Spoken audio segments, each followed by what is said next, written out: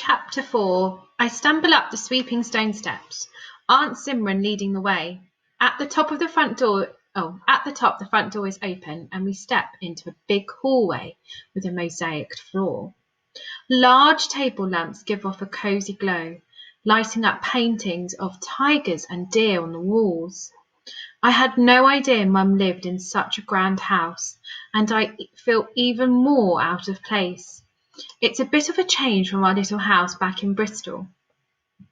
I close my eyes and conjure up its views over the park, the tree house Dad made for me when I was 6, where Rafi and I still have sleepovers in the summer.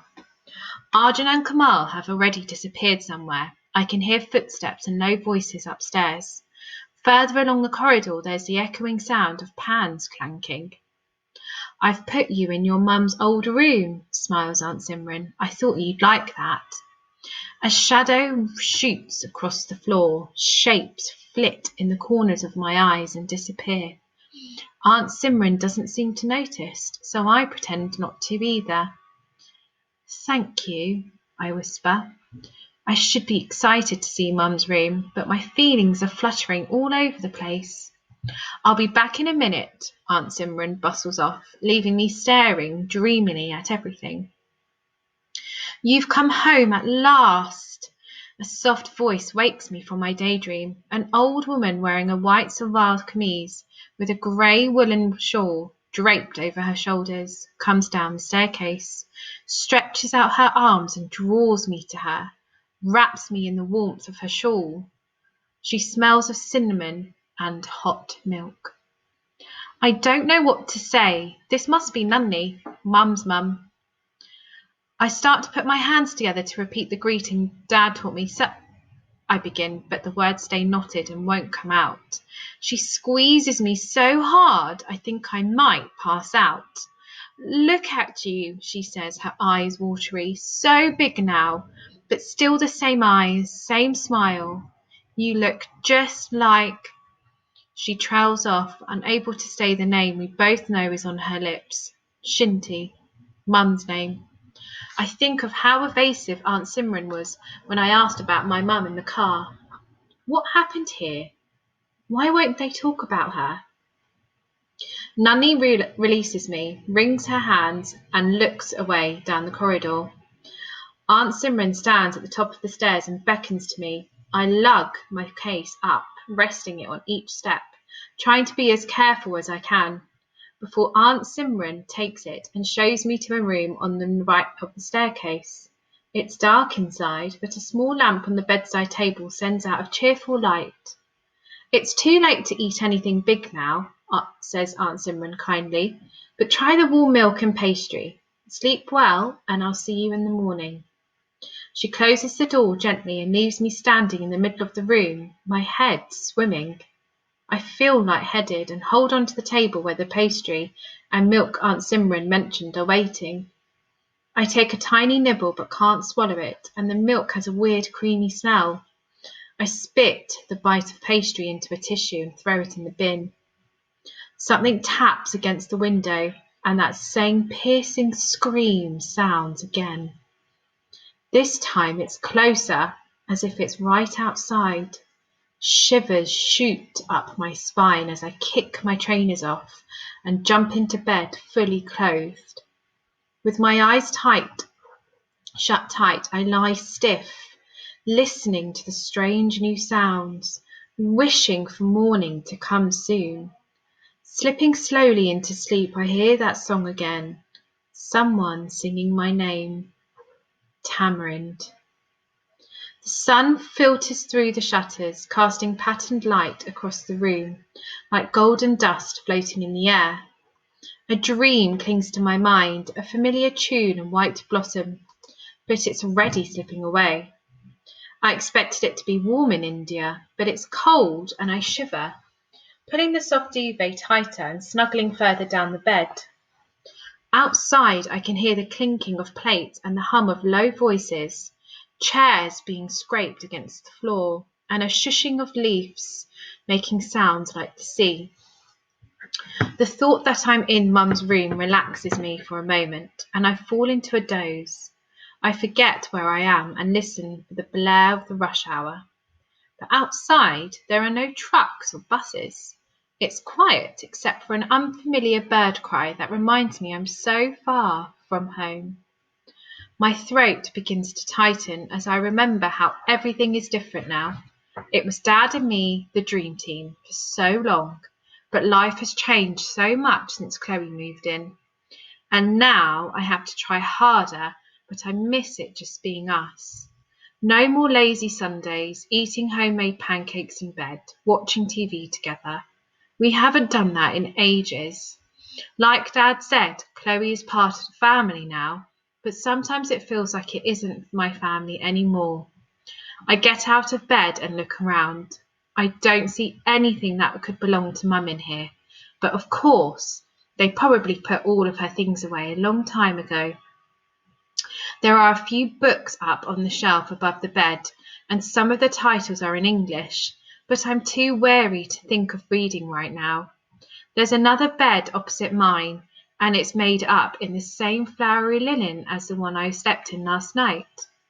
Tucked under the duvet is a battered teddy bear with one eye missing. On the bedside table are some tiny green booties. I picked them up, peering closely. They're slightly faded, but look as if they've been treasured. Maybe they were mine when I was a baby, or Mum's. I put the booties back and go to the window. Grab hold of the handles and try pulling it up. It's stiff, like it hasn't been open for a while. After some tugging, it flies up and the wind whistles through the slats. I part the shutters and they slide away either side of the window. I gasp and take it all in. The garden is in full sun. Mist rises from lawns bordered by short-clipped hedges and roses droopy with raindrops. I can't tell where the garden ends, but I can see the top branches of a tree way off, its base hidden by the garden, its feathery leaves shaking in the breeze as if they're whispering secrets. I wonder if that's Mum's tree, the one in the photo with the swing. I'm here, Mum, I whisper. I let the sun warm my face, amazed by the mountains beyond the garden, snow-peaked and majestic, rising into the morning sky. High up, birds with wide-stretched wings spiral slowly on the currents, calling as they fly. I peer down at the mound that the house sits on, with its narrow terraces, covered in blue dancing poppies.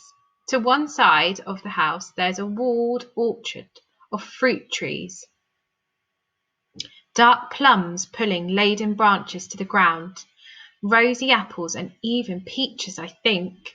Straining my eyes further round the orchard, I spy chickens scratching at the earth and a plump black cow grazing alongside them. My eyes swivel back to the main garden and are drawn to its edges where the neat borders, with their swirls of rose bushes and deep shades of pink and crimson, end, to where the grass had been allowed to grow longer. The sloped roof of a little summer house peeks through the sunlight.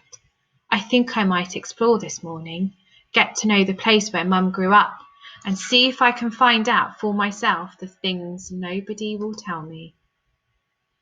There's the scream again, the same as last night, high-pitched, sharp.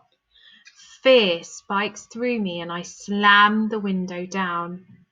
It can't be anything dangerous, I tell myself. Not so near to the house. Aunt Simran said it was nothing. Even so, I sit on the bed, try to stop my heart racing, count to 5 and focus on the room instead. It's really sweet, the sort of room you read about in stories. It's got golden monkeys painted in a line around the walls, and shelves crammed with books of all sizes. The stripped wooden floor has a thick red rug across it. I walk over to a door and give it a gentle push. It's even got its own small bathroom. There's a cute little bath, with fluffy towels piled on a shelf and blocks of lemon-scented soap. I study the family photos sitting on a bright blue chest of drawers, some of them from long enough ago to be black and white. In one of them, the house is covered in snow, its balconies and veranda totally white. I gaze at the picture. It's the first time I've seen one of the whole building from the outside. I didn't have a clue from that corner on Mum's photo that it was going to be so big. Why didn't Dad tell me?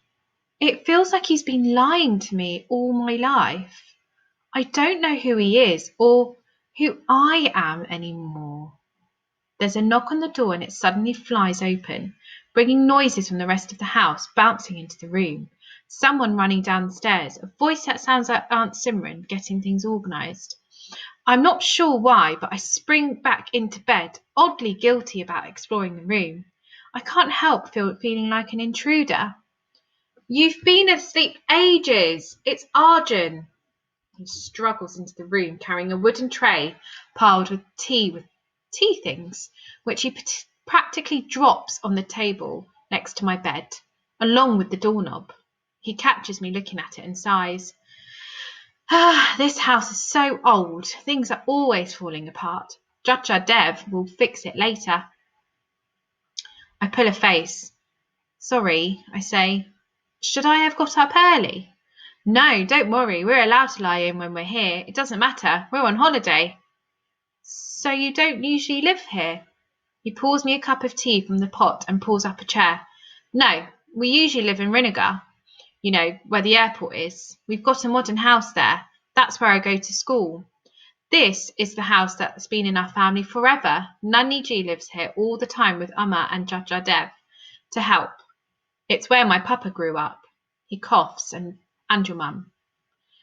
I begin to get excited but try to control my voice. What else do you know about my mum? I'm sorry, Tamarind. He gives me a sad look. I don't know anything else. My heart falls with a crash. Oh, and I made this for you. Arjun places a small, neatly folded origami bird on the bed covers.